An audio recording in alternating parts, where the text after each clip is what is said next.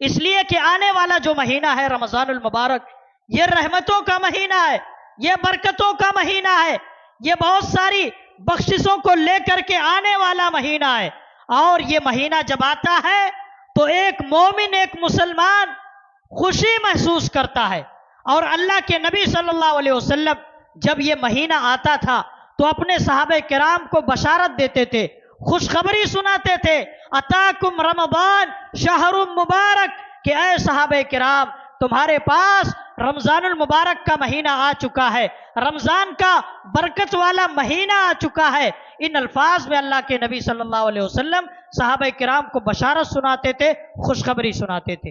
اسلامی بھائیوں، رمضان کا مہینہ آنے والا ہے، استقبال رمضان کے تعلق سے آئیے ہم چند باتیں جان لیتے ہیں، تاکہ جب یہ رمضان کا مہینہ کچھ دنوں کے بعد ہمیں مل جائے، کچھ دنوں کے بعد ہم اس مہینے کو پالیں، تو اس سے پورا کا پورا فائدہ ہم اٹھانے کی کوشش کریں۔ سب سے پہلی بات ہمیں یہ جان لینی چاہیے کہ رمضان کی آمد پر، رمضان کے مہینے کے آنے پر، استقبال رمضان کے نام پر جو لوگ رمضان سے پہلے ایک دن یا 2 دن کہتے ہیں کہ رمضان کا استقبال کر رہے ہیں، اور اس کے لیے کیا کرتے ہیں، رمضان کے آنے سے 1 یا 2 دن پہلے روزہ رکھتے ہیں، رمضان کا استقبال کرنے کے لیے، ویلکم کرنے کے لیے اسی طریقے سے خاص طرح کی مجلسیں قائم کرتے ہیں۔ رمضان کا مہینہ جب آتا ہے تو ویلکم کہتے ہیں، مرحبا کہتے ہیں، خاص طرح کا پکوان بنایا جاتا ہے، ڈشیں بنائی جاتی ہیں، مخصوص انداز میں دعائیں کی جاتی ہیں۔ اسلامی بھائیوں، یہ سب ایسی چیزیں ہیں جو درست نہیں ہیں، یہ چیزیں درست نہیں ہیں، اور یہ سب ایسی چیزیں ہیں جس کا دین سے اور شریعت سے کوئی تعلق نہیں ہے۔ اس لیے ایسے رسم و رواج سے، ایسی چیزوں سے دور رہنا اور بچنا ہی ہمارے لیے بہتر ہے، ہمارے لیے بھلائی اسی میں ہے۔ اسلامی بھائیوں، رمضان کا یہ مہینہ جب آ رہا ہے تو رمضان سے پہلے ابھی جو چند دن باقی ہے، اس کے لیے ہمیں تیاری کر لینی چاہیے، تیاری کر لینی چاہیے۔ رمضان کی عظمت کا احساس ہمیں اپنے دلوں کے اندر بٹھا لینا چاہیے، پیدا کر لینا چاہیے۔ دنیا کے اندر آج دیکھیے، جب کسی انسان کے گھر میں کوئی اس کا خاص مہمان آنے والا ہوتا ہے تو کیا ہوتا ہے، گھروں کو صاف ستھرا کیا جاتا ہے، گھروں کو صاف ستھرا کیا جاتا ہے، اسی طریقے سے گھروں کو سجایا جاتا ہے، اور خاص طرح کے خاص طرح کا انتظام کھانے اور پینے میں اس کے لیے کیا جاتا ہے۔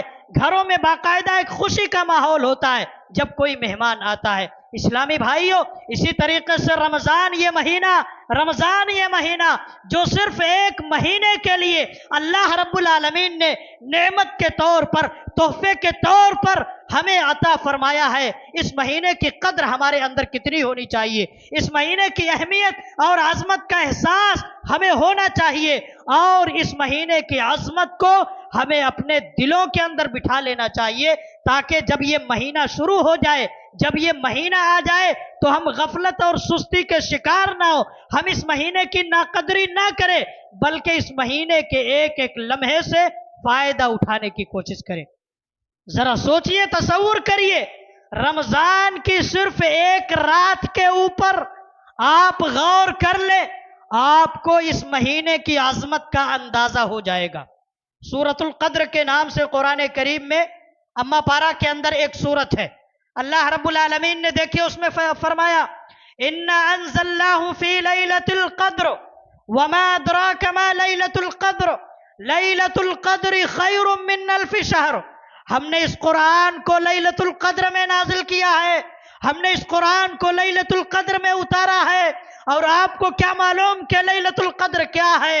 لیلۃ القدر خیر من الف شہر، لیلۃ القدر یہ 1000 مہینوں کی راتوں سے بہتر ہے، 1000 مہینوں کی عبادتوں سے بہتر ہے۔ اسلامی بھائیوں، اس آیت پر ہم غور کر لیں، اس 1 رات پر غور کر لیں جس کو لیلۃ القدر کہا جاتا ہے، جو رمضان المبارک کی آخری عشرے کی تمام طاق راتوں میں آتی ہے۔ اس رات کی اہمیت کا اندازہ ہم لگا لیں تو ہمیں رمضان المبارک کے مہینے کی عظمت کا احساس ہو جائے گا۔ اسی طریقے سے ہمیں کرنا کیا ہے؟ رمضان المبارک کا مل جانا یہ اللہ رب العالمین کی طرف سے ایک بہت بڑی نعمت ہے، ایک بہت بڑی نعمت ہے۔ اس نعمت کی قدر ہمیں کرنی ہے۔ یہ نعمت جب ہمیں مل جائے تو اس نعمت پر ہمیں اللہ تبارک و تعالیٰ کا شکر ادا کرنا ہے، اس لیے کہ حقیقی مومن وہی ہوتا ہے جس کو اللہ کی کوئی نعمت اگر ملتی ہے تو وہ اس نعمت پر اللہ رب العالمین کا شکر ادا کرتا ہے، اور جب نعمتوں پر شکر گزاری کی جاتی ہے تو اللہ اس نعمت کو اور بڑھا دیتا ہے، اس نعمت کو بار بار عطا کرتا ہے، اس نعمت سے انسان کو محروم نہیں کرتا ہے۔ قرآن میں اللہ نے فرمایا لَإِن شَكَرْتُمْ لَأَزِيدَنَّكُمْ وَلَئِن كَفَرْتُمْ إِنَّ عَذَابِي لَشَدِيدٌ۔ اگر تم شکر گزاری کرو گے، اگر تم میری نعمتوں پر شکریہ ادا کرو گے تو میں تمہیں اور زیادہ عطا فرماؤں گا، اور اگر تم ناشکری کرو گے تو کیا ہوگا؟ اللہ نے فرمایا میرا عذاب بڑا سخت ہے، ان عذابی لشدید۔ اگر تم ناشکری کرو گے، میری نعمتوں کی قدر نہیں کرو گے تو یاد رکھو کہ میرا عذاب بڑا سخت ہے۔ اسلامی بھائیوں، ہمیں رمضان کا یہ مہینہ جو آنے والا ہے، اس مہینے کی قدر کرنی ہے۔ ہم دعا کرتے ہیں اللہ رب العالمین سے کہ اللہ تعالیٰ یہ مہینہ ہمیں عطا فرمائے، یہ رمضان کے مہینے کی نعمت اللہ ہمیں عطا فرمائے، اور رمضان کے مہینے میں صحت اور تندرستی کی نعمت بھی اللہ رب العالمین عطا فرمائے، اور صحت اور تندرستی جو اللہ نے ہمیں عطا فرمائی ہے یہ بھی بہت بڑی نعمت ہے۔ اللہ سے دعا کرتے ہیں کہ اللہ تعالیٰ رمضان کے مہینے کو جب ہمارے پاس لائے تو ہم صحت مند ہو، ہم تندرست ہو، ہم کسی طرح کی بیماری کے شکار نہ ہو۔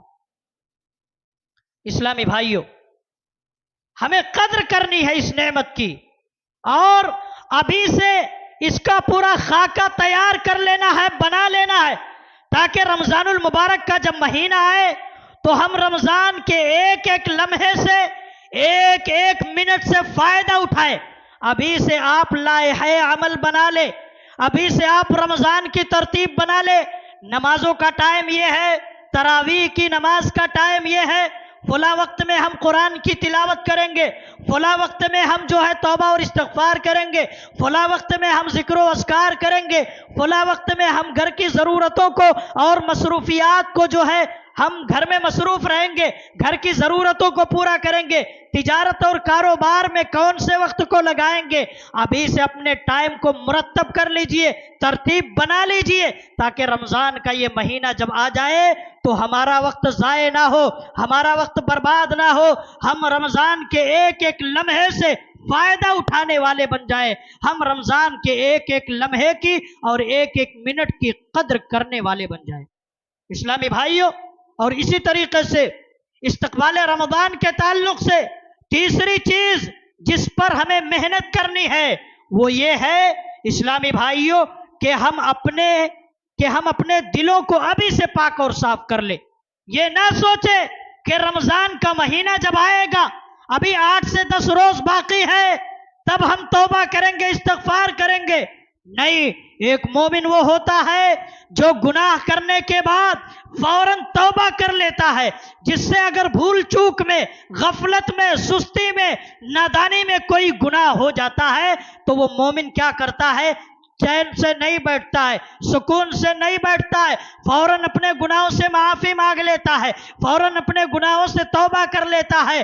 اور جو لوگ توبہ کر لیتے ہیں، جو لوگ معافی مانگ لیتے ہیں، ایسے ہی لوگوں کو اللہ تبارک و تعالیٰ نے کہا کہ یہی لوگ کامیاب ہونے والے ہیں۔ وَتُوبُوا إِلَى اللَّهِ جَمِيعًا أَيُّهَا الْمُؤْمِنُونَ لَعَلَّكُمْ تُفْلِحُونَ۔ قرآن میں اللہ نے فرمایا اے مومنو، تم سب اللہ کے حضور میں، اللہ کی جناب میں توبہ کرو تاکہ تم کامیاب ہو جاؤ۔ اسلامی بھائیوں، اگر ہم رمضان المبارک کی صحیح طریقے سے تیاری کرنا چاہتے ہیں تو ابھی سے توبہ کر لے، ابھی سے استغفار کر لے، تاکہ جب ہم رمضان المبارک کے مہینے میں داخل ہو، جب رمضان کا مہینہ ہمارے پاس آئے تو ہم رمضان کا اس طریقے سے استقبال کریں کہ ہمارا سینہ گناہوں سے پاک ہو جائے، ہمارے دل گناہوں سے پاک اور صاف ہو جائے۔ اور اگر توبہ نہیں کریں گے تو دل اسی طریقے سے سیاہ رہے گا۔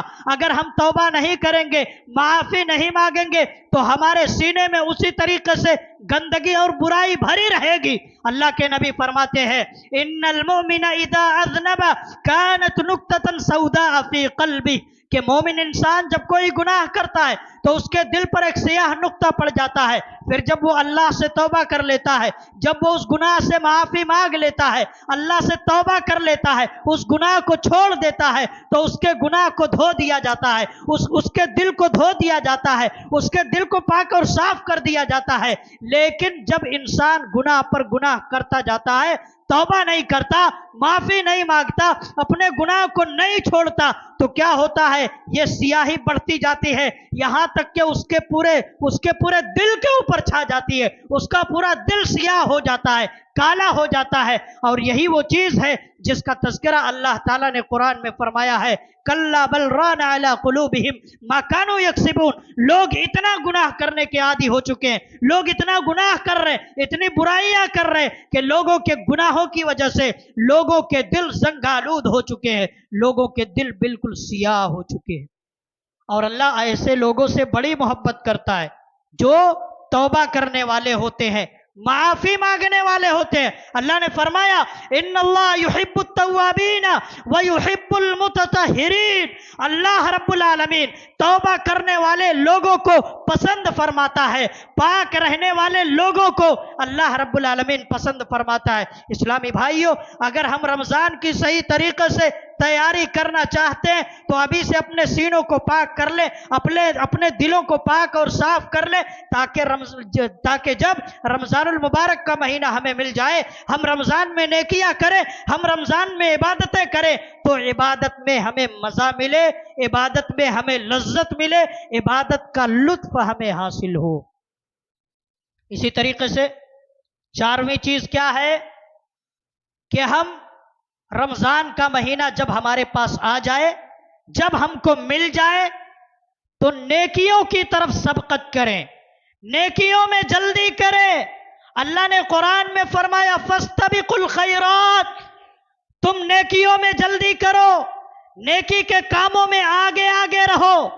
اس لیے کہ اگر دنیا میں تم نیکی کے کاموں میں آگے آگے رہو گے، خیر کے کاموں میں سبقت کرو گے، تو جنت میں بھی تم آگے آگے رہو گے، جنت میں بھی تم پہلے داخل ہونے والے بنو گے. اس لیے میرے اسلامی بھائیوں، نیکیوں میں سبقت کرنا ہے. اور قرآن کی اس آیت میں اللہ نے فرمایا فاستبقوا الخیرات، نیکیوں کی طرف جلدی کرو، نیکیوں میں آگے بڑھو. ہر طرح کی نیکی، ہر طرح کی نیکی اس کے اندر شامل ہے، چاہے وہ فرائض ہو یا نوافل ہو، نماز ہو، روزہ ہو، زکوٰۃ ہو، حج ہو، عمرہ ہو، صدقہ ہو، خیرات ہو، لوگوں کو فائدہ پہنچانے کا، نفع پہنچانے کا کوئی کام ہو، تمام طرح کی نیکیاں اس نیکی کے اندر شامل ہے جس کی طرف ہم کو سبقت کرنا ہے، جس کی طرف ہمیں آگے بڑھنا ہے. اللہ نے فرمایا فاستبقوا الخیرات، نیکیوں کی طرف آگے بڑھو، نیکیوں کی طرف جلدی کرو، نیکیوں میں سب سے آگے رہنے کی کوشش کرو. لیکن ہمارا معاملہ کیا ہے آج؟ ہمارا معاملہ آج یہ ہے کہ ہم دنیا کے معاملات میں ایک دوسرے سے آگے بڑھنے کی کوشش کرتے ہیں. فلاں کے گھر سے ہمارا گھر اچھا ہونا چاہیے، فلاں کے پاس گاڑی ہے، اس کی گاڑی سے ہماری گاڑی اچھی ہونی چاہیے، فلاں کے پاس زمین ہے، ہمارے پاس اس سے بھی زیادہ زمین ہونی چاہیے، فلاں کے پاس مال ہے، دولت ہے، ہمارے پاس اس سے بھی زیادہ مال ہو، ہمارے پاس اس سے بھی زیادہ دولت ہو. دنیا کی ہمیں فکر ہے، دنیا کے معاملات میں آگے بڑھنے کی فکر ہے، نیکیوں کے کاموں میں ہم آگے بڑھے اس کی فکر ہم کو نہیں ہے. یہ آج کے دور کی، آج کے وقت کی ہماری سچائی ہے، حقیقت ہے. نیکی کے کاموں میں ہم سب سے پیچھے رہتے ہیں، آگے بڑھنے کی کوشش نہیں کرتے. لیکن جہاں دنیا کے معاملات کی بات آتی ہے وہاں ہم لوگوں سے آگے آگے جو ہے رہنے کی کوشش کرتے ہیں. اسلامی بھائیو، اس تعلق سے ہمیں اپنے اندر بیداری پیدا کرنے کی ضرورت ہے، اصلاح پیدا کرنے کی ضرورت ہے. اسلامی بھائیو، اسی طریقے سے استقبال رمضان کے تعلق سے ایک چیز جو ہے وہ یہ کہ روزے کا جو مقصد ہے اس مقصد کو حاصل کرنے کی ہم کوشش کریں. مقصد کیا ہے؟ اللہ تبارک و تعالیٰ نے قرآن میں فرمایا یا ایھا الذین آمنوا کتب علیکم الصیام کما کتب علی الذین من قبلکم لعلکم تتقون. اے ایمان والو تم پر روزے فرض کیے گئے ہیں اسی طریقے سے جیسے کہ تم سے پہلے لوگوں پر فرض کیے گئے تھے۔ مقصد کیا ہے؟ لعلکم تتقون، تاکہ تم متقی بن جاؤ، پرہیزگار بن جاؤ، اللہ سے ڈرنے والے بن جاؤ۔ یہ روزے کا مقصد ہے۔ اس روزے کے مقصد کو رمضان کے مہینے میں اور اس کے بعد بھی ہم کو حاصل کرنے کی کوشش کرنا ہے کہ یہ رمضان اگر آ رہا ہے ہم اپنے دلوں میں اللہ کا ڈر پیدا کر لیں، اللہ کا تقوی پیدا کر لیں، تاکہ کسی گناہ کی طرف اگر ہمارے قدم بڑھے، ہمارا پاؤں آگے بڑھے، ہم کسی برائی کو، کسی گناہ کو کرنے کے لیے جائیں، ہمارے دل میں اللہ کا ڈر پیدا ہو جائے، اللہ کا تقوی پیدا ہو جائے کہ ایک ذات ہے جس نے ہم کو اس گناہ کے کرنے سے منع فرمایا ہے، اس گناہ کے قریب جانے سے منع فرمایا ہے۔ اللہ کا ڈر ہمارے دل کے اندر پیدا ہو، گناہ کرنے سے رک جائے، بے حیائی کرنے سے رک جائے، برائی کرنے سے رک جائے، اپنے قدم کو پیچھے ہٹا لے۔ اور یہی تقوی جب انسان کے دل کے اندر پیدا ہو جاتا ہے تو اس کو بڑے فائدے حاصل ہوتے ہیں۔ اللہ رب العالمین نے قرآن حکیم میں فرمایا وَمَن يَتَّقِ اللَّهَ يَجْعَل لَّهُ مَخْرَجًا، کہ جو اللہ سے ڈرنے والا ہوتا ہے اللہ تعالی اس کے لیے مصیبتوں سے نکلنے کا راستہ پیدا کر دیتا ہے۔ وَيَرْزُقْهُ مِنْ حَيْثُ لَا يَحْتَسِبُ، اور اللہ تعالی متقی لوگوں کو ایسی جگہ سے روزی عطا فرماتا ہے جہاں انسان کا وہم و گمان بھی نہیں پہنچتا ہے۔ آج ہم میں سے بہت سارے لوگ ہیں جو تکلیفوں میں ہیں، بیماریوں میں ہیں، پریشانیوں میں ہے، مختلف طرح کی مصیبتوں میں ہے۔ ان مصیبتوں سے اگر نکلنا ہے، ان مصیبتوں سے اگر چھٹکارا پانا ہے، ان مصیبتوں سے نکلنے کے راستے کو اگر حاصل کرنا چاہتے ہو تو یہ تقوی اپنے اندر پیدا کر لو، یہ ڈر اپنے دل کے اندر پیدا کر لو۔ روزے کا جو مقصد ہے اس مقصد کو حاصل کرنے کی کوشش کرو۔ اور دوسری جگہ اللہ نے کیا فرمایا؟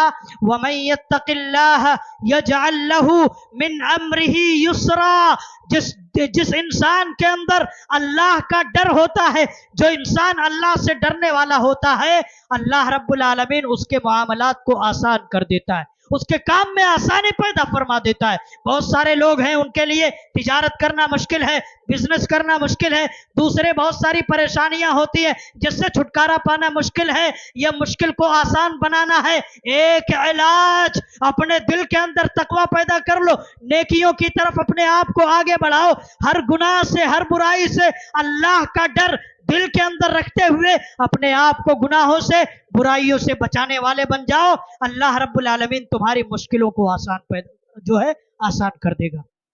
مشکلوں سے نکلنے کا راستہ اللہ رب العالمین تمہارے لیے پیدا فرما دے گا۔ اسلامی بھائیوں، رمضان کا مہینہ آنے والا ہے، ابھی سے ہم یہ عزم کر لیں، ابھی سے یہ ارادہ کر لیں، پختہ ارادہ کر لیں کہ رمضان کے ایک ایک لمحے سے، ایک ایک منٹ سے، ایک ایک گھنٹے اور دن سے انشاءاللہ العزیز ہم زیادہ سے زیادہ فائدہ اٹھانے کی کوشش کریں گے، فرض نمازوں کی پابندی کریں گے، نوافل کا اہتمام کریں گے، کثرت سے قرآن کریم کو پڑھیں گے، زیادہ سے زیادہ قرآن کریم کی تلاوت کریں گے، چند سورتوں کو انشاءاللہ ترجمے کے ساتھ، تفسیر کے ساتھ پڑھنے کی کوشش کریں گے، زیادہ سے زیادہ اللہ رب العالمین کا ذکر کریں گے، زیادہ سے زیادہ اللہ رب العالمین کے راستے میں بالخصوص رمضان کے مہینے میں صدقہ و خیرات کریں گے۔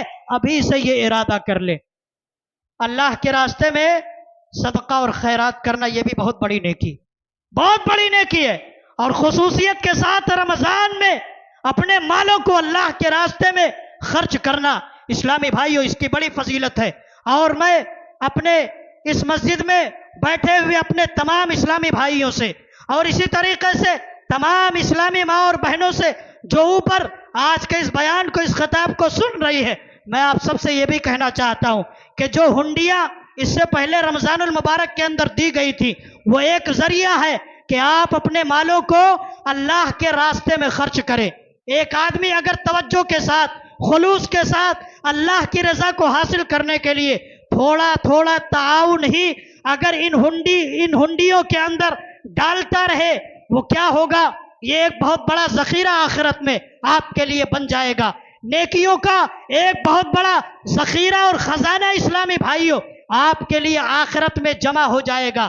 آپ دیکھیے، قرآن حکیم کی آیت پڑھیے، اللہ رب العالمین نے فرمایا مثل الذین ينفقون اموالهم فی سبیل اللہ کمثل حبۃ انبتت 7 سنابل فی کل سنبلۃ 100 حبہ، اللہ کے راستے میں جو لوگ اپنے مالوں کو خرچ کرتے ہیں اس کی مثال ایک دانے کے جیسی ہے، ایک دانے کے جیسی ہے جس سے 7 بالیاں نکلتی ہیں اور ہر بالی میں 100 دانے ہوتے ہیں۔ اور اللہ رب العالمین جس کو چاہتا ہے، جس کے مال کو چاہتا ہے، اللہ تعالیٰ اور بڑھا دیتا ہے۔ اسلامی بھائیوں، سوچیں کتنی فضیلت ہے ہمارے ان مالوں کی جن مالوں کو ہم اللہ کے راستے میں خرچ کرتے ہیں۔ اس آیت سے یہ چیز معلوم ہوتی ہے کہ اگر کوئی آدمی اللہ کے راستے میں اپنا 1 روپیہ بھی دیتا ہے، خرچ کرتا ہے، تو وہ اللہ کے یہاں ایسا ہے جیسے آپ نے 700 روپے اللہ کے راستے میں خرچ کیے ہوں۔ تو ہر آدمی کو چاہیے کہ وہ اپنی حیثیت کے مطابق، اپنی طاقت کے مطابق 100، 50، 10، 5 جتنا بھی جس کی طاقت ہے اس طاقت کے مطابق اس ہنڈی میں اپنے تعاون کو ڈالنے کی کوشش کرے اور جمع کرنے کی کوشش کرے۔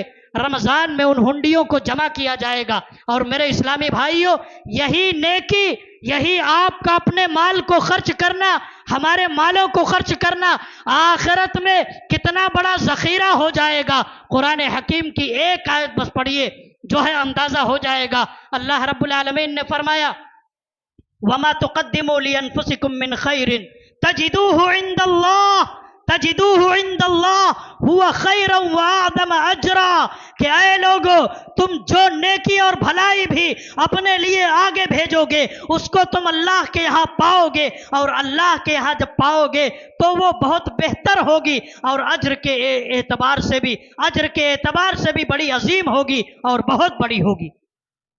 اسلامی بھائیوں، ہمارے لیے آخرت میں یہ بہت بڑا ذخیرہ بن جائے گا۔ اللہ رب العالمین سے دعا ہے کہ اللہ رب العالمین آنے والا مہینہ ہمیں نصیب فرمائے اور اس مہینے کی کما حقہ ہمیں قدر کرنے کی اللہ تعالیٰ توفیق نصیب فرمائے۔